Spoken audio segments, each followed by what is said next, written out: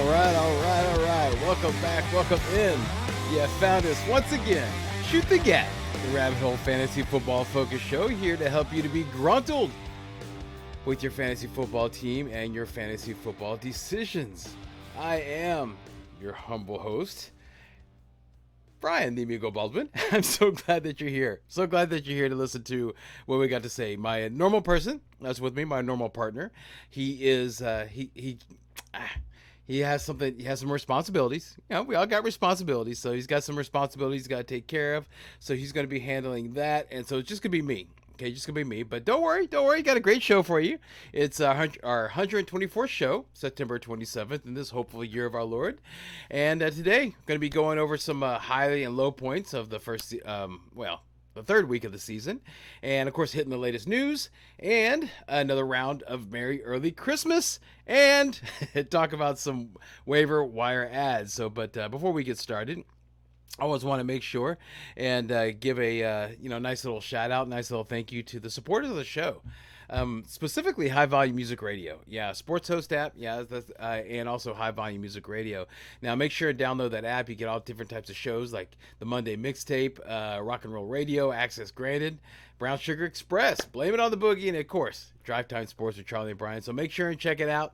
It's on highvolumemusicradio.com or download that app, free app, High Volume Music Radio app.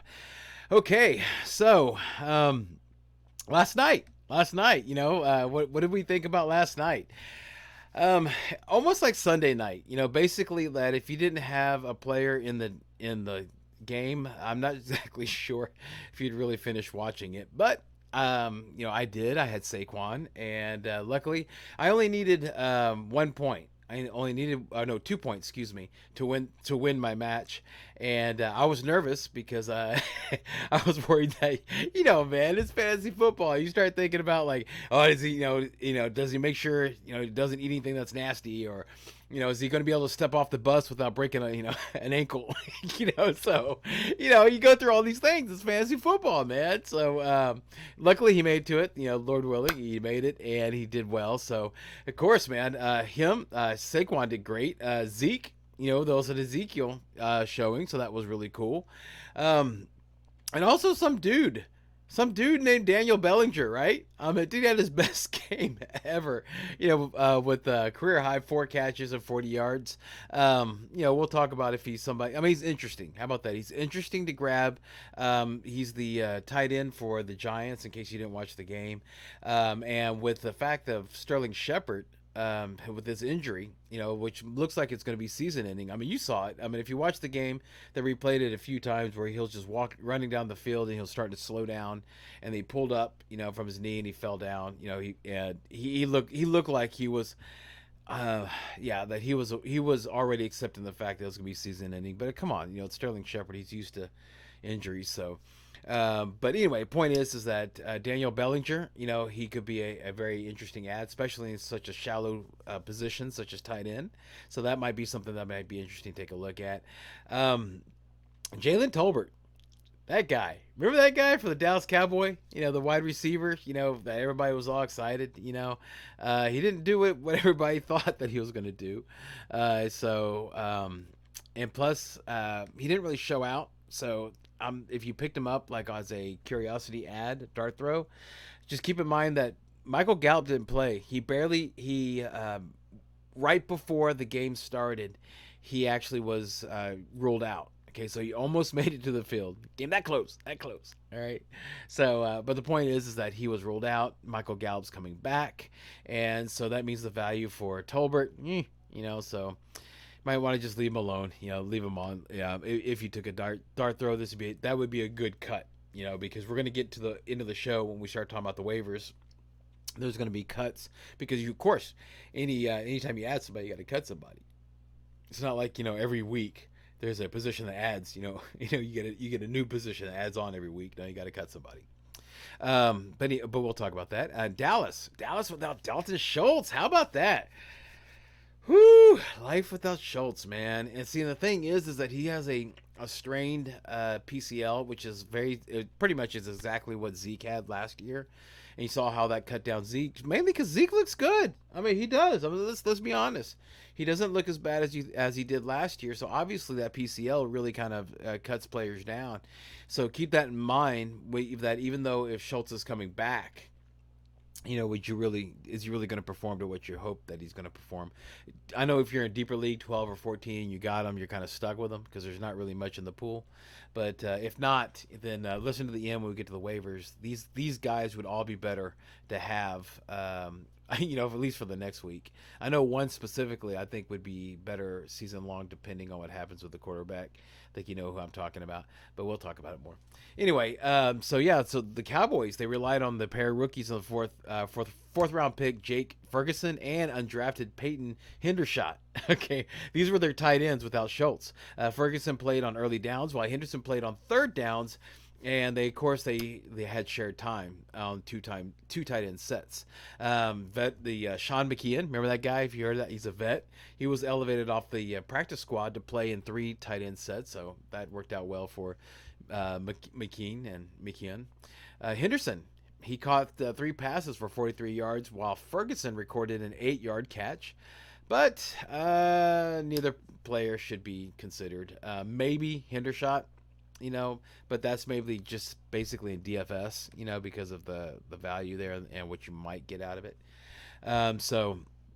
Yeah, and of course the wide receivers, for the Giants, that's another thing to keep an eye on. So it just I wouldn't run out, with Sterling Shepard being hurt. I wouldn't run out, go get Kenny Galladay, thinking like, okay, great, now they're going to unleash the Galladay. They've had very many opportunities to unleash the Galladay, and no, man, it didn't work. So yeah, I wouldn't do that. I was actually surprised that he was out there, because last I heard he cleaned out his locker because he was upset. So that's how it is. Kadarius Toney might be back. He might be an interesting ad. If you're needing a tight end, that might be something that might be kind of cool for you to take to look at. So it's up to you. Yeah, but. And it's also if you have a place on your bench. You have a dart throw, Tony would be definitely the one, because he should be back next week. Now you don't have Shepard. Shepard not being there does elevate. In my opinion, it elevates Saquon Barkley even more. Dude, that dude looked like he was back. He was back. If you drafted him hoping he's back, congratulations. And just you're like me. Just it's week to week. You're just happy that he makes it through the game and he does well for you. So. Yeah. That I think that pretty much sums up. That basically sums up the Monday night. I mean, if you want to go, I had a little bit more stats on Bellinger if you're curious. I mean, he caught 4 passes for 40 yards. So yeah, there you go. I don't know if that was worth the time. I apologize. Yeah, apologize about that. We could talk about real quick. Just go ahead and talk about the.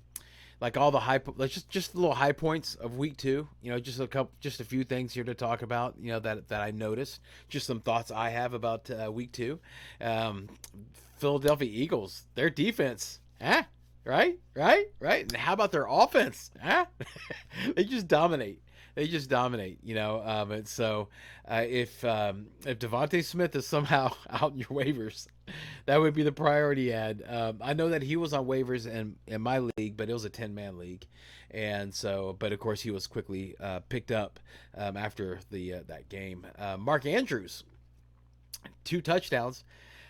He's the top. He's the top tight end. He really is. He shadows over Kelsey. Kelsey's had some just a couple of man weeks, for Kelsey. Great for tight end. Phenomenal for tight end, but you expect more from Kelsey, especially where you had to draft him to get him. But Mark Andrews definitely is paying off for that high draft price that you got. In fact, I was listening to a podcast, and of course, this is the time where they're like, "Oh, well, if you drafted again, what would happen?" This is crazy, okay? And let me know if this sounds crazy to you. That if you knew what you knew now, okay, like let's say if we're able to watch the 3 weeks of the season, then go draft your guys. Does this sound silly that it would be Cooper Kupp, Mark Andrews, and then Josh Allen? That would be the 1, 2, 3 as opposed to all these awesome, running backs. I mean, where would you take Taylor? I mean, he's a 2nd-round pick, and he was the, consensus 101. But anyway, it's crazy how what you think of before is different than what you think of now.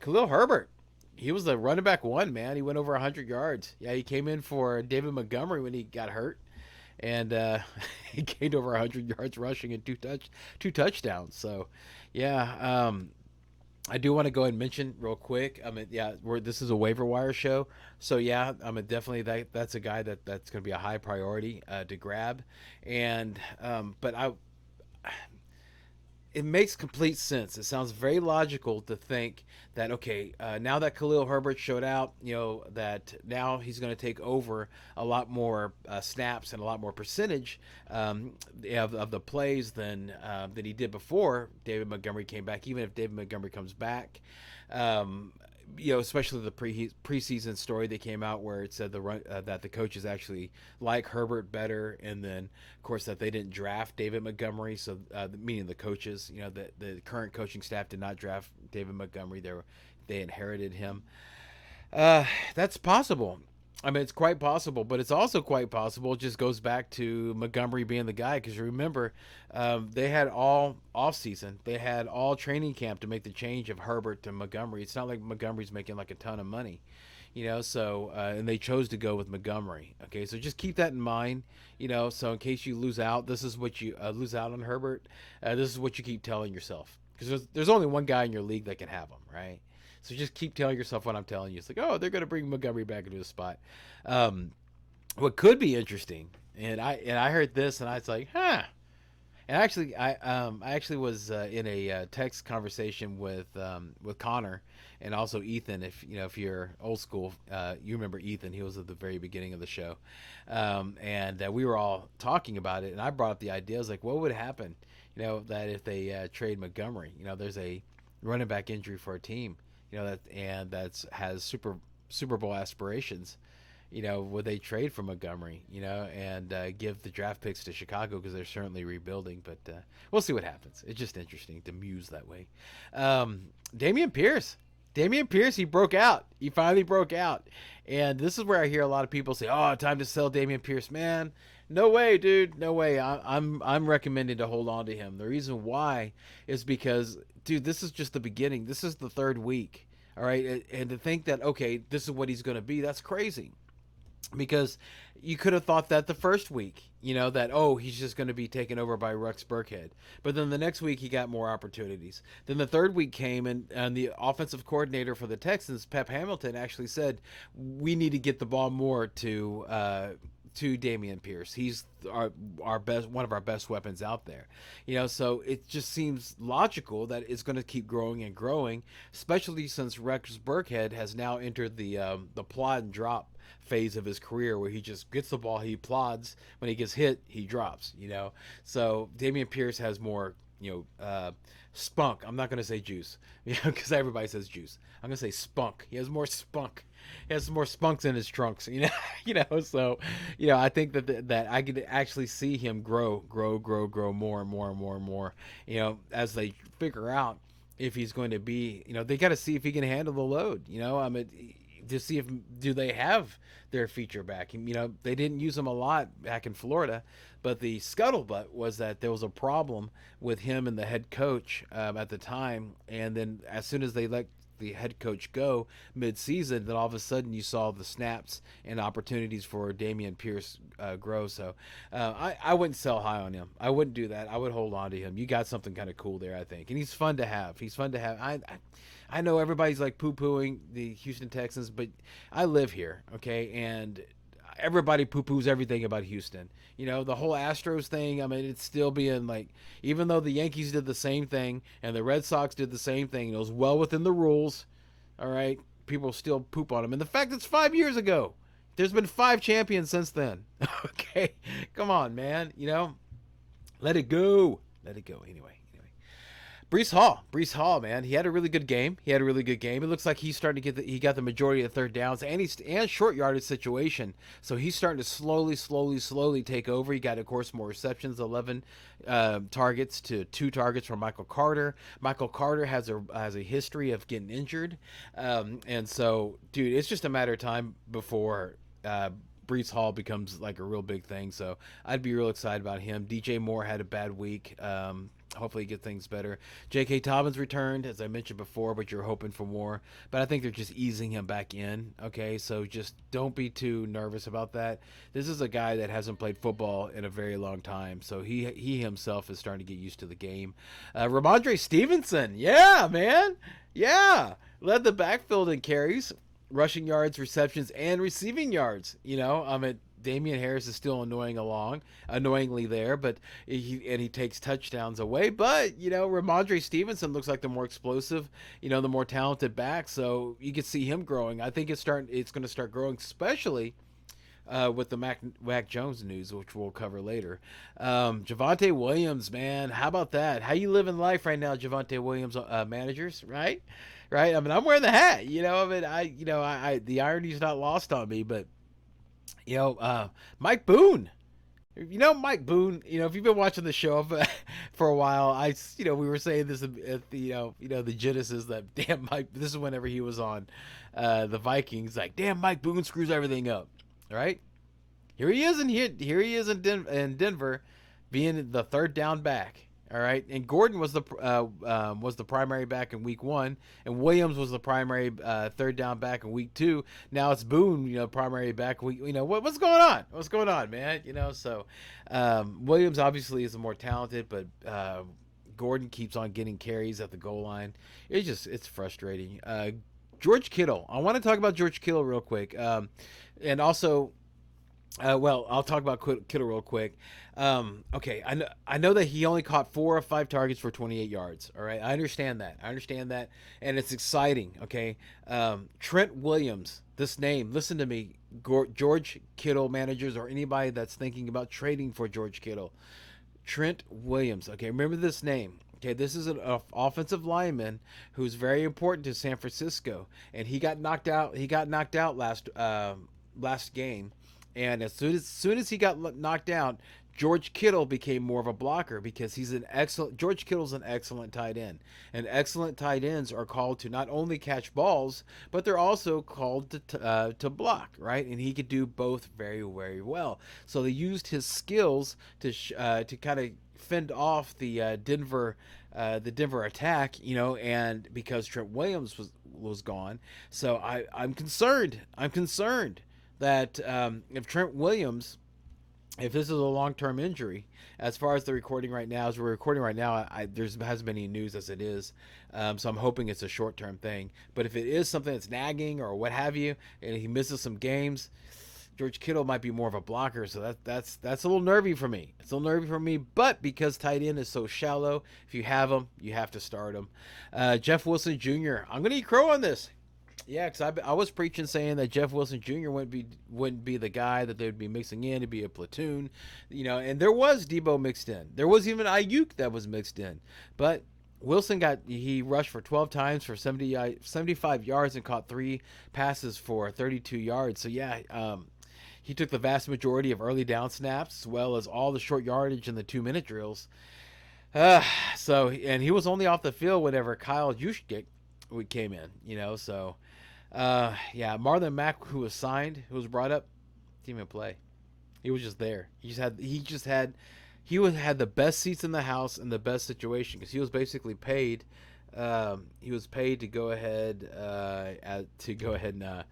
and watch the game. I'm sorry. Yeah, the reason why I just got an update that Tua was considered a limited participant in the practice today, along with Jalen Waddle. I know that there were DNP yesterday, but dude, they don't really start practicing till Wednesday. This is Tuesday. Okay, whatever those things are, let's not get too nervous. All right, till about Thursday and definitely Friday. Okay, but let's just, I understand the news cycle. Monster has to eat.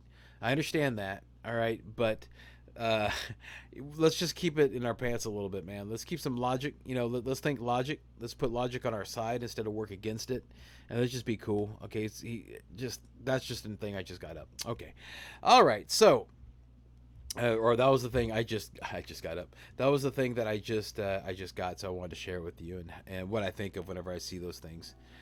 But let's go ahead and play some Merry Early Christmas. All right. So. this is where I go ahead and I say Merry Christmas to a player's manager. And since I'm alone, I'm going to ask you, I'm going to pause for a moment so you guys can play at home. All right. And see if you guys can guess it. All right. And normally I ask Connor or Brock, but you know, it's just us hanging out. So come and play. Come and play. You want to play a game, right? Okay, here we go. Merry early Christmas, Davis Mills managers. All right, this one has two parts. So I'll give you a second. All right.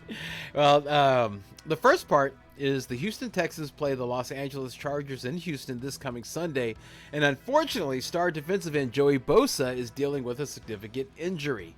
Bosa was unable to return to Sunday's game against the Jaguars after sustaining his groin injury, and he's considered week to week for now. Also, second part, Coach Brandon Staley said Monday that J.C. Jackson, that's the star cornerback, is dealing with inflammation in his surgically repaired ankle.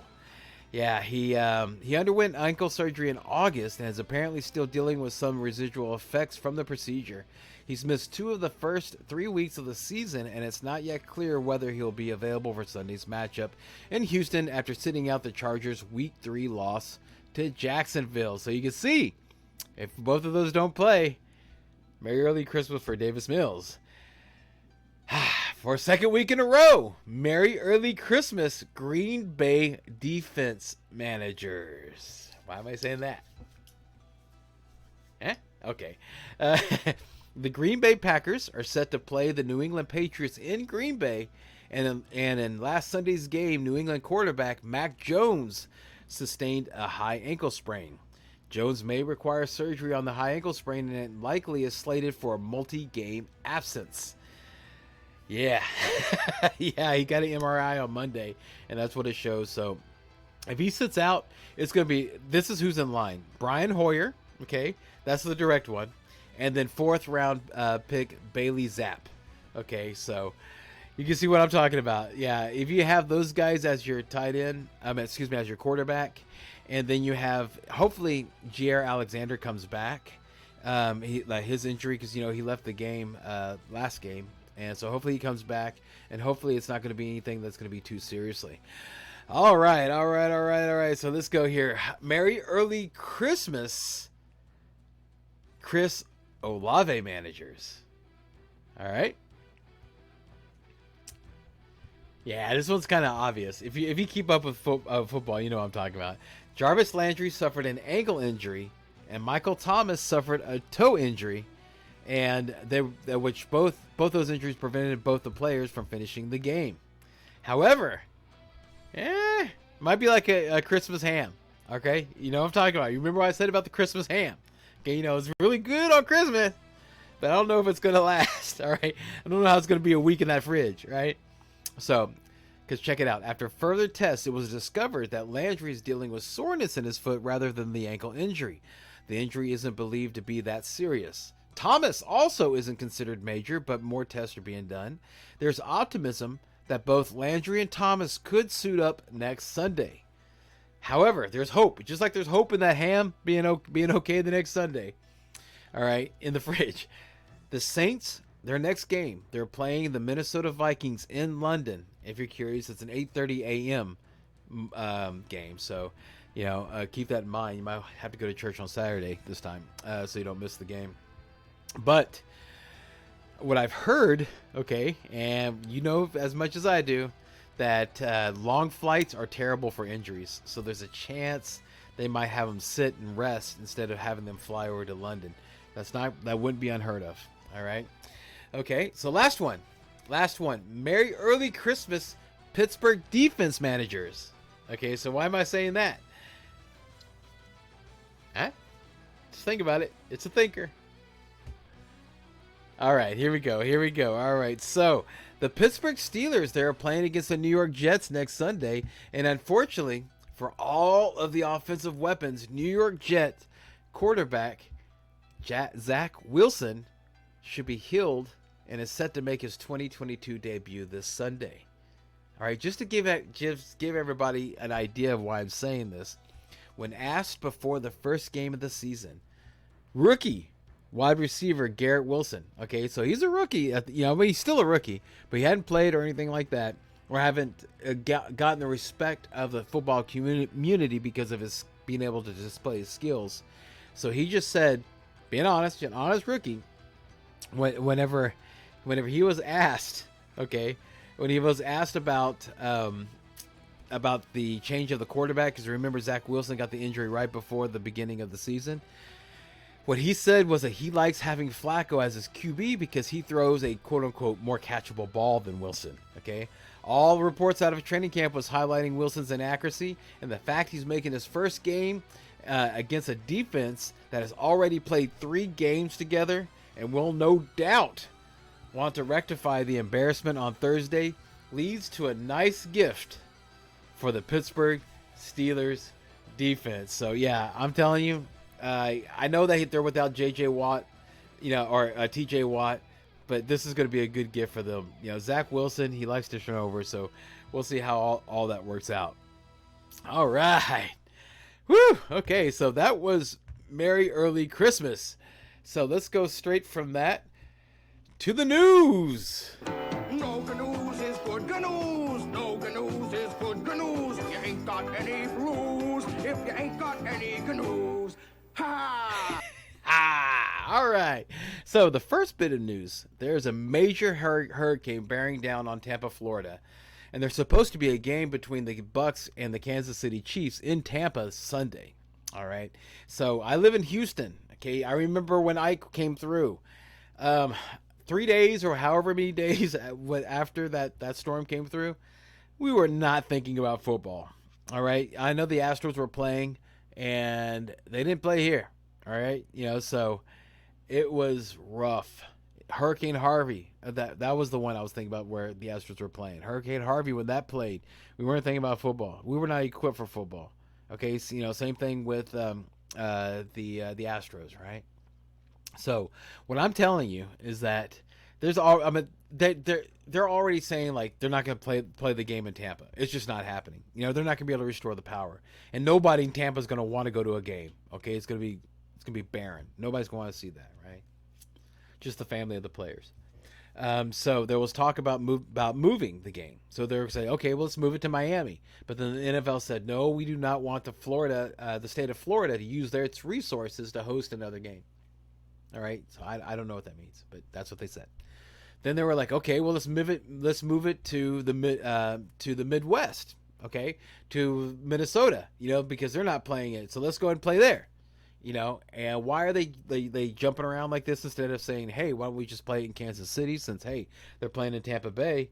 That's their schedule for Tampa Bay. Let's go to Kansas City. Obviously, that stadium isn't being used. Obviously, a hurricane's not going to hit Kansas City. At least we don't think it's going to.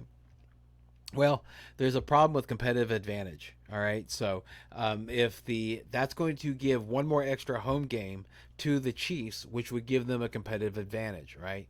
So that also stands to reason that when they're trying to say, well, let's go to Miami, let's go to Minnesota, that's giving the Bucks a competitive disadvantage because they're going to be losing a home game. You see the problem? Now, whenever that's happened before, I think it was 2017 whenever Hurricane Irma hit, that it hit like on August 30th, right before the first week of kickoff, right? What the NFL did was that they gave the Dolphins and whatever team they were playing that bye week. They changed their bye week to that bye week. That was their bye week, and that's what they did. If you remember a year or two ago, whenever COVID was just lambasting the players, man, where they were like canceling games. Remember that? It happened to the Titans, I remember, in 2020. It's my first time to ever have Derrick Henry. I was so excited. But anyway, point is, actually, yeah, 2020 was this ring, by the way. This one, yeah. I was like, hey, yeah. But what they would do is whenever there was not enough players to field a team, the first thing that the NFL did was go to like, okay, this is their bye week, right? And they would make the bye weeks and they would adjust accordingly. I really believe that's what's going to happen. I really believe that it's going to be a bye week. Hopefully, I'm wrong. Okay, I'm not saying this is the gospel. I'm just saying that this is what history shows, and this is what I would be like, hot taking. This would be my hot take, right? But it really does feel like that it's moving this way. That it's going to be a bye week for Tampa Bay and Kansas City. Either which way, I'd be making plans. This is the waiver show. I'd be making plans to not have my Kansas City or Tampa Bay players. If you do have them, fantastic. But I would be preparing for that being their bye week. Okay, that's just how I feel, and that's just wanted to share that with you guys because that's why y'all watch, right? To hear what I feel. Okay, this is what it looks like. This is what history is. It's also research. The research shows this is what they did before, so that looks like it. Because man, that storm. That thing is not. Oh man, that's not a joke, dude. That thing is that's a monster. That's a monster that's coming to visit Florida. So please keep those people in your prayers. Seriously, say a prayer for the people in Florida. The Lord be with them and help them through those difficult times. Because I've been through it. If you live in Houston, you've been through it. It's not cool, man. It's a dark time. So make sure and keep them in your prayers. Okay, moving on. Dak Prescott, dude. Good news, right? He said after the Cowboys win Monday over the Giants that he's preparing to return for the team's week 5 matchup. Not next week, but the week after that. All right. So his actual quote was like, nah, probably not, when asked about the availability for the Cowboys week 4. But he said, but week 5 against the Rams, that's the one I'm looking at. All right. So that's what the team owner, remember Jerry Jones, good old Jera, he said that's what he said. Week 5 has a plausible return. Looks like that's what's going to be happen. They did say that Prescott had experienced no swelling in his thumb since having stitches removed a few days ago, so he could be ready to resume some light throwing this week. Okay, even though the Cowboys seem to be proceeding, so Cooper Rush will continue to start Sunday, but it's looking good for Dak. Okay, I just hope it's fine. I just hope that we don't see Russell Wilson last year after the mallet finger thing he got, which sounds terrible. We'll see, but it's good news. It's good news. Keenan Allen, Chargers head coach Brandon Staley noted Monday that Allen should be able to practice this week. Now if you remember, he missed the Chargers' last 2 games. But his anticipated return to practice in the coming days offers hope that the wideout could be back in action this Sunday against the Texans. All right, during his absence, Joshua Palmer and DeAndre Carter have been seeing added opportunities in the team's offense, alongside with Mike Williams. Also added to that mix would be, Gerald Everett. Yeah, I'm wondering, he kind of fell back to earth last week, but it was also he had 6 targets, which was very good for a tight end, and he also had a kind of a nicked up Justin Herbert. So hopefully Herbert will be one more week healed from the injury and one more week feeling better. And but if Allen doesn't play, then of course Everett, I believe he's just like he was, he has been. If Allen comes back, I would bench Everett. I wouldn't drop him. I would bench him just to see how it all works out, especially against the Texans, because they're not as bad as everybody thinks, but they're not as good as they need to be. Okay, all right. Miles Garrett. Let's talk about him. He was discharged from a Cleveland hospital late Monday after being treated for undisclosed injuries. Now, the last we heard, I saw an actual. It came across the wire that he actually. Let's see if I can find it. By the time, anyway. Here it is. Yeah, the agent said that he has a shoulder sprain, bicep strain, and lacerations from his car accident. So right now he's TBD. So he's kind of a game time decision. But having a shoulder sprain and a bicep strain after you just got into a car accident. But it's anyway, it's a one-car accident. So no reports of anybody else being injured. So it's unclear if he's going to be able to play. If he doesn't, I know everybody's really excited because Cleveland is playing. They're playing against the Falcons. But, dude, they're going to be without Clowney and without Garrett. I don't know, man. I would not go that way. I was reading some waiver wire suggestions, and Cleveland Browns was on the list because of their matchup. I can't recommend that, and I won't. Yeah, don't do that to yourself. There has to be a better option. I'd do Pittsburgh before that. Yeah, because of the Merry Early Christmas I told earlier. AJ Green. AJ Green suffered a knee injury that kept him out of the second half of the game against the Rams. Both Andre Basilia and Andy Isabella, they split snaps in place of Green. Marquise Brown was dominating in target share both before that injury, leading to his huge day. Okay, that guy might be a sell high. Okay, because here we are, we're coming up on week 4, and in 2 weeks, there's something looming.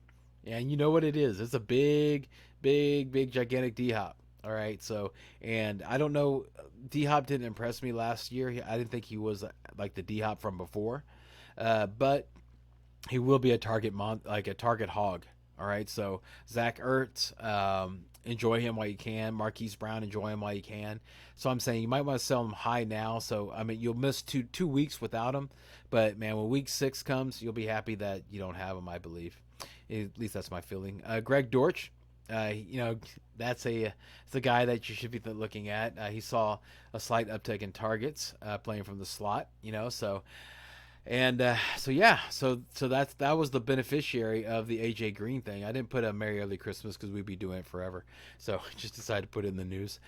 Travis Homer, yeah, and plus these guys aren't really that high rostered, so whatever.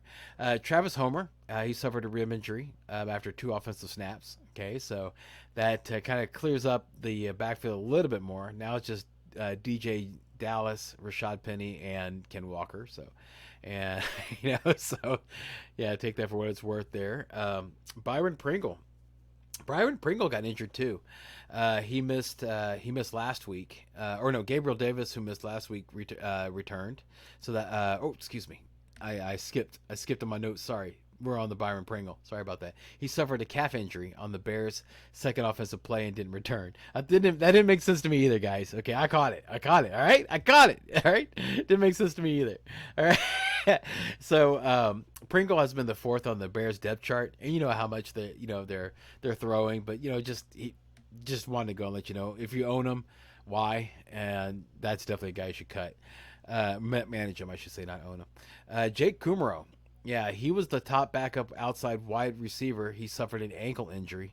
This is where it was. Gabe Davis, he returned and he led the wide receivers in snaps. But the Bills went back to giving Stephon Diggs plenty of rest as they did in week 1. So that was weird, but it's surprising. But Miami was really hot. Again, if you lived in Houston, you know how humidity works. And if you're not used to it, yeah, it's tough. Even if you're used to it, it's tough. But if you're not used to it, coming from Buffalo, yeah, it's a thing. It's a real thing. The struggle's real. But it is good news for Ian McKenzie because he had a fantastic day, and without Kumaro there, he might be a sell high candidate actually. That definitely McKenzie. Yeah, this is when we start shopping, see what you can get for him. Dallas Goedert, he suffered a shin injury, but he came back and play. But his playing time was limited, so just keep an eye out on that. Make sure to monitor all the reports if you are a Dallas Goedert manager, or if you're playing against Dallas Goedert. Anyway, and if you're a Dallas Goedert manager, you might be wanting to think about getting some of these tight ends I'm going to be talking about in the waiver show here in a little bit. Real quick, before we get to the waiver wire, let's go and talk about the shoot or cease fire for Thursday night football. All right, Thursday night football will be Miami Dolphins at Cincinnati Bengals. If it was Cincinnati Bengals versus at Miami, we might be having a problem, but nope, they're going to be in Cincinnati. And yes, I'm saying Bengals, Bengals, Bengals, not Bengals. All right, Bengals are an 80s pop group. All right, no, Bengals, that's the football team. Anybody who's spelled like you meet, they have little things that, hi, my name is Ben. You don't say, hey, Ben, how you doing? No, you say Ben. Hey, Ben, how you doing? Right? Anyway. Okay. Okay, so the Bengals, Cincinnati Bengals. It's forecasted to be 43 degrees, 7% chance of rain, 8 mile an hour. Dude, in other words, it's going to be cold, but it's going to be just a great night to play football.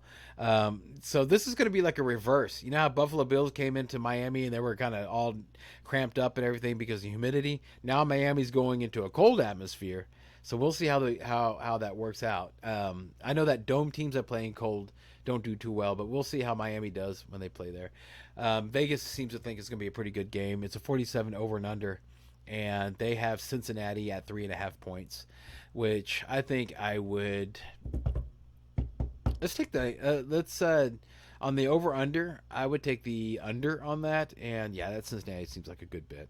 Seems like a good bet. All right, who would we shoot on? Who would I shoot on? Well, Miami. It's real easy. Real easy. Not that easy. I'll explain. Tyreek Hill, of course. Jalen Waddle, of course, if they're okay. Tua, but as a QB2, actually no, I think they're gonna have to really use them. So I'd be happy with Tua. But if Tua doesn't play, then I would not play Tyreek Hill or Jalen Waddle, or I would be like completely lowering my expectations. If you have a better pivot, I would. I'm in a 10-man, so I'm blessed to have Christian Kirk sitting on the bench. So if if Tua doesn't play, then I'm playing Kirk instead of Waddle. I know he has a tough matchup, but still. All right, Jason Sanders, the kicker for Miami. I like him. So as far as kickers go, I think I would go with him. Who would I see fire on the running backs? Yeah, man. I'm not sure what's going to happen. I don't know what was happening. All right. First it was Edmonds. First week it was Edmonds. Second week it was Mostert. It's like third week it's Edmonds. It's just crazy, man. Okay. All right. So until you see one of them get a injury, there's not really one you can really confidently start. I mean, if you do start them and like you did with Edmonds, congratulations. You're awesome. You won the freaking lottery. Fantastic. Let's see if it works out this week. And that's what I'm saying. Until we start seeing a pattern. Now, if we see this week that it's Edmonds again, then okay. Then week 5, we got our answer. But right now, it's shit stick. You're throwing it up there, so hopefully you don't catch the stick that has poop on the end of it. Mike Gesicki, I would shoot on him. And then I would shoot on the defense because I don't want to go against Jamar Chase and T. Higgins and Joe Burrow. I just don't want to do that. And that's a good pivot to who we'd shoot on. Of course, Joe Burrow. Jamar Chase, T. Higgins, Evan McPherson, yeah, the kicker. There's no one to worry about, and he's a good kicker. Hayden Hurst. Okay, now you remember I told you to cease fire on him last week. And I'm saying this time to go ahead and shoot on him. All right, he's Joe Burrow's safety valve, and Miami's D will be putting a lot of pressure on Burrow. Look what they did to Allen, and so I think that Hayden Hurst is going to get the normal target amounts that he got before. Plus, last week he was hurt, had a setback on Friday. Hopefully he's okay. If he's good to go, then he'll be fine. We'll just monitor the practice reports for Hayden Hurst. But as of right now on Tuesday, I'm saying to shoot on him. Okay, and ceasefire. Joe Mixon, right? Crazy for me to say that, all right? I'm concerned about his injury, all right? And what his usage will be. And when he was playing, was he really giving you what you were hoping for? Hopefully you have something that's more backed up. And so, some RGP Ryan, I'll go and let it out of the box now. That would be a good waiver pickup to sit on your bench, especially if you're a Joe Mixon manager. It's good to have that. But if Mixon is healthy, then it's going to be a hodgepodge of them too. So enough to where I wouldn't want to shoot on any of those, and I wouldn't shoot on the defense either. I don't want to go against this. If Tua plays, I would not shoot on him. If he doesn't play, then I would shoot on the defense. I think the defense will have a fine fantasy day for you. So I would go that route. So I wouldn't worry about that. All right. Let's move on. Fantastic. Wow, we're going to get on our time. Yay me. All right. Just going through it, blowing through it. All right, man. Yeah, barely taking a breath. Okay, without any water. Just going straight through it. Okay, here we go. Waiver wire. It's time for waiver wire talk. Waiver wire talk. All right. So, Khalil Herbert. Okay, let's talk about Khalil Herbert. Yes, you would go and add him, but David Montgomery is seen as week to week. All right, and since he's week to week, that makes me really, really nervous. Okay, because that means that he might come back at any time. He might be something where he, that he plays for a little bit, so he takes up like a part of the game, and then he gets out, and then Herbert comes in. If David Montgomery plays, and you can't really play either one of them until you see how Montgomery does. I mean, he suffered an ankle and knee injury, but they're saying it's week to week. So I would pick up Herbert again, especially if you're a Montgomery manager, and especially since he was the running back 1. But don't feel too bad if you don't get him, because I'm not sure what's going to happen. But he's definitely worth the number one ad. Definitely would be. Tight end help. If you need tight end, it's time to look at the man bun. All right. I gotta admit. If you watch the show, you know how I feel about man buns. I don't like them. But dude, if you got the hair, go for it, dude. It's all you. Especially if you're a yogi, and that's who I think who should only be wearing them as yogis. But whatever. It's the new age. Nobody asked me, and styles change, and the more I complain about, the more old I look. So I accepted it, and I have accepted not only that, but I have accepted Tyler Conklin, who wears a man bun. I had not been looking at it his way, think it's just the Jets. It's he's got a man bun. Okay, it's just silly things like that, but. Dude, he's playing the ideal role for a fantasy tight end this season. He led all the team in receiving yards despite the rest of the offensive talent. He's the only tight end this season with over 200 offensive snaps as of the end of the early Week 3 games. Similarly, his 141 routes run are 25 more than any other player. Okay, he's seen at least 5 targets every game this season. All right, and dude, he might not be the tight end to win you a matchup, but he can certainly help you make sure that you don't lose it. All right, so that's exactly what you're looking for in tight end if you don't have Andrews or Kelsey. All right, that's exactly what you're looking for. Yes, I'm talking to you Pitt managers and Kittle managers. Yes, definitely Schultz managers, and of course, Darren Waller. Holy mackerel! Look at his usage. What's going on there? All these people, all of you, need to think about adding Tyler Conklin. All right, and I'm not saying drop who you have. Just find whoever's the dart throw that's not really doing what you're hoping to do. The one it'll happen in week whatever. D-Hop managers or Deshaun Watson managers kind of look in your direction. All right, so you guys, if y'all might want to think about going after Tyler Conklin, put him in. I know that we have Zach Wilson coming, but listen what I just told you. 141 routes run. Okay, that's coaching. That's play calling. All right. Now, hopefully Zach Wilson will be able to get a catchable ball to him, but we'll see. They're absolutely using him. If he can't, the Zach Wilson will be gone, and Flacco will be back in, and everything and all will be right with the world. All right. Speaking of, how about of something that's odd? Mac Hollins. All right. This is the Raiders wide receiver. Okay, he had the best game of his NFL career, but he's unlikely to be a consistent fantasy starter. Okay, so I would not. Hunter Renfrow missed the game because of a concussion. That's probably why. All right, so don't add that dude. All right, don't fall for it. Okay, don't fall for Mac Hollins. Alexander Madison. He's somebody that you can add. All right, but I would be cautious with that. All right.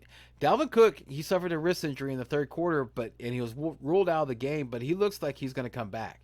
This is Dalvin's thing, okay? If you've been playing fantasy football long enough, you know that this is what it's all about, all right? That he'll get hurt, and he'll be out. Madison will blow up, and then Dalvin will be back, and he'll be like new the next game, all right? Then he might get hurt the next game, the following game from that, and then Madison will come in. The Madison will play, and he'll do all right, So it's the same game, different coaching scheme, everything, different coaching offensive strategy, but the same game in this respect. So if you're a Dalvin Cook manager, dude, this guy needs to be on your roster. Period.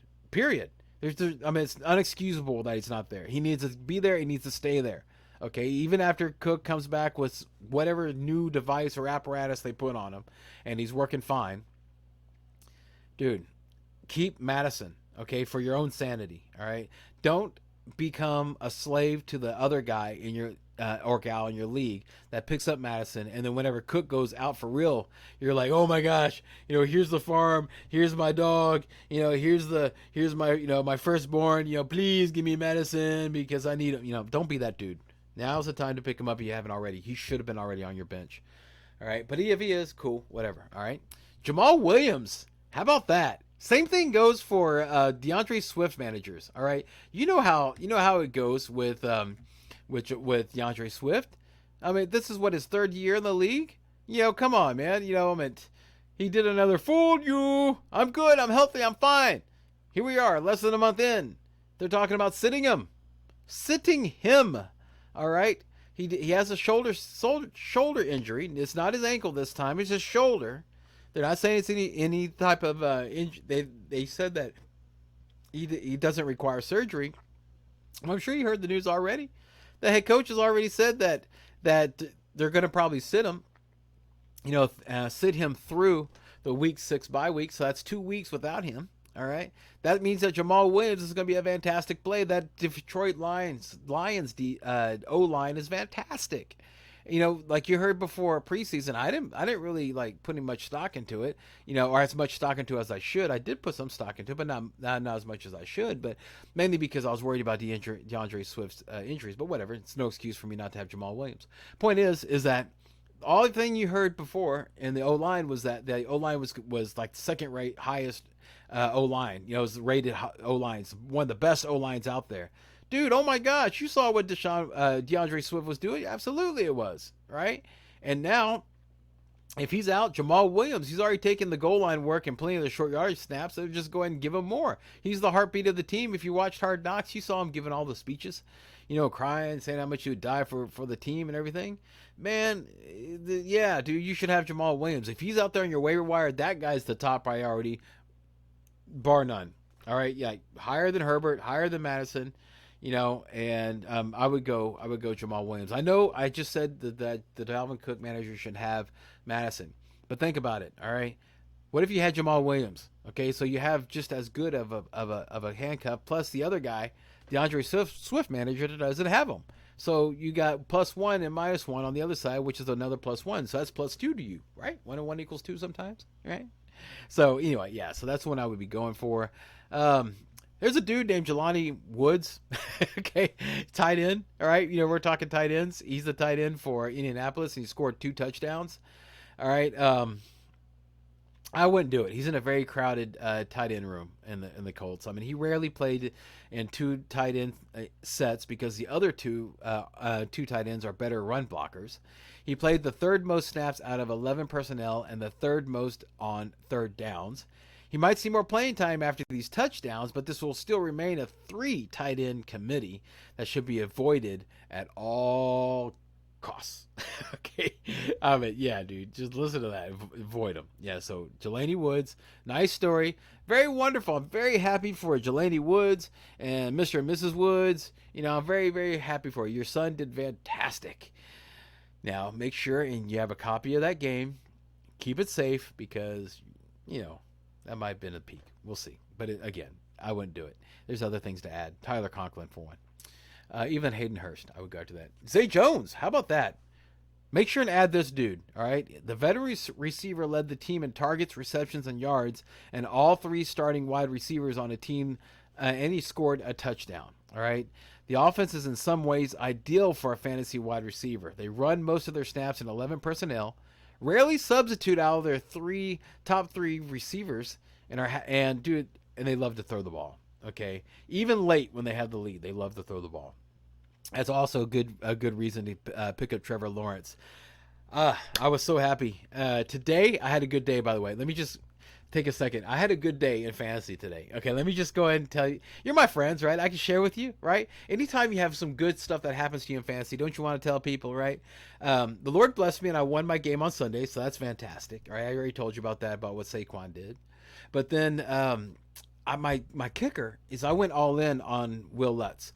Dude, he was a top 5 kicker before his injury, and the offense for New Orleans was supposed to be awesome, right? Right? And he kicks in the dome, all those checklists, right? Dude, have you seen him kick a ball? Oh my gosh, that thing looks like a duck that has been shot out of the air. I'm just like, blah, blah, blah, blah. And by the grace of God, it goes in. Well, last Sunday he kicked it so low that it was blocked. Okay, on a chip shot, and then he also he had a longer like a 45, I think maybe a 50-yarder, and he missed it. That little duck went out. Okay, and they were in a dome. Okay, when I saw that, I was like, man, I got a problem. He's giving me low scores. I can't. I mean, he gave me a really good first week, but then after that, it stunk. I need a new kicker, and then the Lord smiles and says, Brian, I love you. And I don't know why. I mean, the guy, okay, the guy that did this, he has Tyler Bass and he has Justin Tucker. Okay, he drafted both of them. He decided he wanted Greg Dortch. Greg Dortch is a great ad. Okay, I think he's fantastic. He's popping up. He's like Rondell Moore from last year. You know, he might be something that might be cool that came out of nowhere, right? Especially for if he has the eye of Kyler Murray. So he dropped Justin Tucker. We have no waivers because we don't have. We're not children, so we don't have training wheels on our bikes. You know, so we don't need them on our league. I know this is a waiver show, but seriously, dude, kill the waiver wire, man. It's communist and just in its genesis, right? Getting a breadline, come on, dude. Who does that? Really, communist. So and plus, it's like, you know, whenever you go to add, it's like, okay, do you really want to do this? Okay, you do. Okay, guess what? You put a claim in for this person so you can think about it in case you made a decision, a mistake. You have all this time to think about it so you can stop it again. No, man. We have it where you make changes, you know, bam, bam, bam, bam. I saw that Tucker was there, so I dropped Lutz, picked up Tucker, I have the number one kicker. Awesome. But I also have, I went all in on, I believe the hype on my Broncos. Yeah, a little homer. I'm a homer. I have Russell Wilson and Cortland Sutton. One's good, the other one not doing so good right now. Got to wait and see. I think Wilson's going to do well, but he's got to grow. He's got to grow. Okay, and this is actually a good time for me to talk about this because when we're going to the cuts here in a second, don't cut Russell Wilson. Put him on your bench, okay, and pick up another quarterback. In this case, I would play Russell Wilson because he's playing against Las Vegas, and Las Vegas made Ryan Tannehill look awesome. And in the game before, he let Kyler Murray have that big, huge comeback. So I would definitely play Russell Wilson. I think he's going to give you a good game. I think you're going to be happy. Same thing with Cortland Sutton. Spoiler alert for Friday's show. But I wouldn't drop him. Okay, so I was able to trade Kareem Hunt for Trevor Lawrence, and I was really happy about that. So now I have a backup. I have Christian Kirk, as I said earlier, so now I have that stack. So I had a good week. Good week. So I want to make sure and put that. So that kind of ties in. Zay Jones, he had a great week also. So make sure, and he's starting to get a reception leader. So I would make sure and go ahead, and if you need a wide receiver, that guy seems very, very secure. He's like T. Higgins. Look at him like you would T. Higgins, or even it's like a poor man's Jay Waddle. Okay, so you'd be happy with that, right? Yeah. Josh Palmer, okay, as long as Keenan Allen is out, that he would be good. If Keenan Allen comes back, he'd be great to have on the bench for whenever Keenan Allen goes out again. You know, so yeah, he's a good waiver ad. Romeo Doubs, how about that dude? Okay, how about that dude? He had eight targets, caught all of them. All right, Sammy Watkins is in the IR now. All right, and so who's going to be the lead wide receiver? Christian Watson, you know, he's missed a few games with hamstring injury. I mean, he's a rookie. In steps in Romeo Doubs, and of course, Alan Lazard is always there. But those two guys, you don't know who's going to be the wide receiver one. If you got a chance to get what may be the wide receiver one for Aaron Rodgers, I know what you're saying about Green Bay, but it's Aaron Rodgers. He's going to figure it out. He's going to find a way, and he's trying to figure out who he can trust. And if you throw 8 targets to somebody and they're there where you expect them to be and they catch the ball and they produce, you're going to get their trust. And Romeo Doubs has that. So I would make sure and put in, I think Romeo Doubs would be a high waiver. I would put him above Josh Palmer, of course. I think, and as far as him and Zay Jones, I would probably put Zay Jones first and then Doubs, because Zay Jones has shown, you know, that he's done it in the past, you know, this whole season, where Doubs is starting to pop up. He's starting to pop up. All right. So, but yeah, so that it's a very close, and also Atkins. Okay, Jordan Atkins. Don't add him. Okay, the Texas tight end. He returned to the team, you know, and he hauled in Houston's only passing touchdown. But come on, dude. Brevin Jordan missed. Pharaoh Brown ran most of the routes. O.J. Howard is there, but, you know, no, man. No. Don't do it. All right, who would you cut? Oh, and the defenses. What defenses would I suggest for you to pick up if you need to get some defenses? Real easy. In Merry Early Christmas. Go back to Merry Early Christmas. I would do Green Bay, and I would do Pittsburgh. Okay, those are the ones that I would do. All right. Who do you cut? Okay, because you have to make room for these people. You got to make room. So I would cut Austin Hooper if he's already on the team. What is he doing there? Hardman. pretty much all Kansas City wide receivers, they got to go. You just don't know who's going to do it, who's going to go. And for some reason, they're not playing with their new toy of Sky Moore. I don't know. All the other wide receivers, rookie wide receivers, are going off. You maybe should play with yours. Darnell Mooney, if he's still holding out hope, let him go. Do a little Frozen, let it go. All right, Kenneth Gainwell. All right, Kenneth Gainwell, Boston Scott, they both need to go. All right, I'm sorry. I know that you thought that Gainwell was going to be the pass catcher, but no, that's just not happened. He's only rushed 10 times for 33 measly yards. All right, Boston Scott 10 total carries for the season, 29 yards. No, he got 1 catch for 2 yards. No, and of course Rex Burkhead. If you held on to Rex Burkhead, 50 touches, to Dameon Pierce, and Burkhead got 28. Okay, so this is for the season, and 22 of those touches came in week 1. All right, so the last 2 games, okay, do the math, 6 touches. All right, so yeah, Burkhead, bye, sexy Rexy. All right, that did it. We made it. We made it to the end. Thank you so much for staying with me. I appreciate it. I hope all this information is something that will help you. Waivers are running today, so make sure, hopefully these suggestions will help you make your decisions, and again, be gruntled about your decisions. All right. So make sure, as always, to check out Connor's book, You Know Too Much. And, of course, Drive Time Sports with Charlie and Brian. HighVolumeMusicRadio.com or the High Volume Music Radio app. It's my show. It's my sports show, okay? And it's a live interactive show, so you can call in. Come talk to me. If I'm saying some stuff here that you don't like, dude, download that app. Thursday, 4 to 6. Give me a call. Call me out. All right? I'll be more than happy to talk to you about it. All right? So, Drive Time Sports, Charlie and Brian on the High Volume Music Radio app or on highvolumemusicradio.com every Thursday, 4 to 6. Parting shot. Oh, man, this one is a good one. This one's a good one, and I want you to listen to this, all right? Who cares when you drafted the guy? Who cares when you drafted that guy, all right? Joe Mixon, if he's not showing out for you, who cares if you draft him first round? If you have somebody that's offering you something that's going to help your team, take it. My brother, okay, he's down in the muck of 0-3, all right, and his league at work, right? He has Joe Mixon. It's a 12-man, so it's a little harder. And he also was unfortunate to have Dak Prescott, and so he's living that stream quarterback life right now. He's trying to find a way, find a way. Somebody offering him Joe Burrows, and he has Tony Pollard, and he has Dameon Pierce. I think you're going to be all right. And he has Javonte Williams. He should be okay, especially with how Mixon is already banged up. Dude, look to help your team out. If it's not producing, it doesn't matter what round you got them, okay? Either, trade them if they're a big name like DJ Moore. DJ Moore, somebody's not producing for you, but don't cut him. Add him to a package. Grab something else, put him and DJ Moore together, and go grab what you need, all right? Be creative. These things are opportunities. They're not curses, okay? Just don't get so tied up to oh, I spent the 3rd round pick on him. I spent the 2nd round pick. Dude, if they're not producing, they don't matter. You don't get extra points for them being an extra in whatever round, all right? So make sure to better your team. If you're 0-3, you can get out of it. This ring, I was 0-3, okay? I got out of it. This ring, I was 0-2. I got out of it, all right? 2020, 2021, all right? Recently, you can do it. Just work hard, okay? Stay focused. Don't give up. Don't ever give up. It's a long season, and enjoy the season. Seriously, everybody, enjoy it. Play it to its fullest, no matter what the outcome is, because we only get it certain time of the month, certain time of the year. Okay, and once it's gone, it's gone.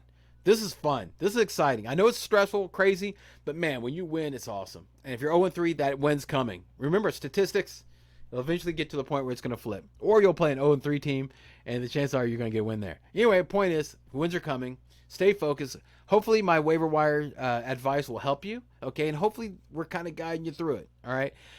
Okay, so with that, we'll go ahead and close out the show with the very last line. And this time I'm going to ask you, beautiful people at home, finish it. Help me out. Say it with me, okay? Here we go. All right? In fantasy football, as in life, don't dream it, be it. All right, everybody. Thank you so much. Thank you so much for watching. Thank you so much for hanging out with me. And I hope everything goes well for you. All right. Thank you so much. Oh, man. I'm sorry. I got to let it play until Chuck's in. Come on. It'd be a sin. It'd be a sin. Come on.